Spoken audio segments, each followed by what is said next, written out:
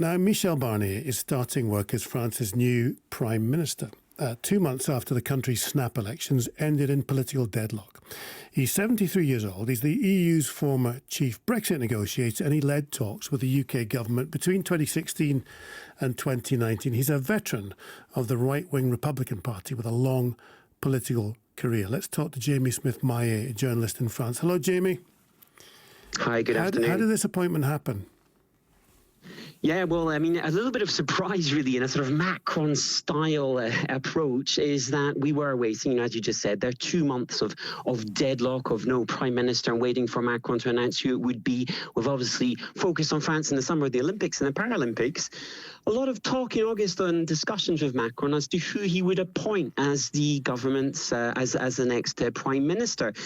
Michel Barnier was not a name that was really kind of discussed, and really in the last 24 hours suddenly sort of plucked out the hat. Here we have him.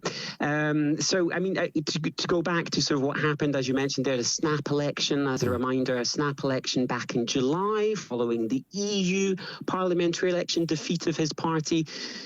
President Emmanuel Macron was looking for clarity at the time, and he, in many ways, didn't get clarity, is what he said, by dissolving the National Assembly, because we have a divided National Assembly in 3 blocks.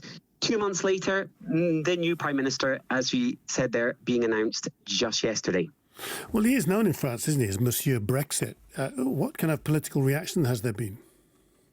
Yeah, so, I mean, probably more of a household name in many ways in the UK, actually, in recent years as Mr. Brexit and in the EU negotiation.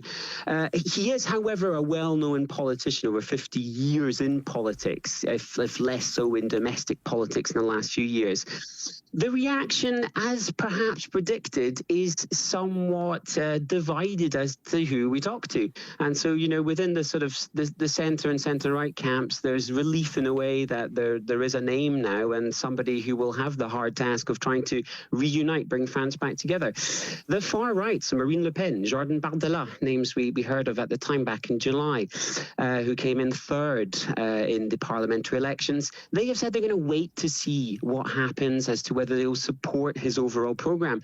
And on the left, now the left new bloc, the new Popular Front, who came out top, they have said that this is really a stolen election, and in some ways quite legitimately so have felt that, you know, this is someone from the right, although the left was the winning party in many ways, even if they don't have an overall majority. So a tough time ahead for Michel Barnier, that's for sure. You mentioned the far right. Do the far right hold the balance of power now in France? Well, yeah, that is what is perhaps really come to play here, because ultimately he is of the Républicain, the right-wing party, his own stance in some ways in recent years. In fact, he stood as candidate as president in 2022 for his own party, and surprised his own party by pushing slightly more right-wing approach on immigration and the question of sovereignty of France, sort of more typical things we see from the far right. So that's the good question there. Is it the right question? Is this a gamble for Macron again, perhaps actually pushing the centrist and the centre-right to the right? And actually the balance of power maybe does indeed lie in the far-right party with Marine Le Pen and Jordan Bardella, and what they will decide to do in the coming weeks, whether they will support him or perhaps lead at some point to a vote of no confidence in his government. Jamie, thank you. Jamie Smith-Maillet, journalist in France. You're listening to Lunchtime Live. And a brand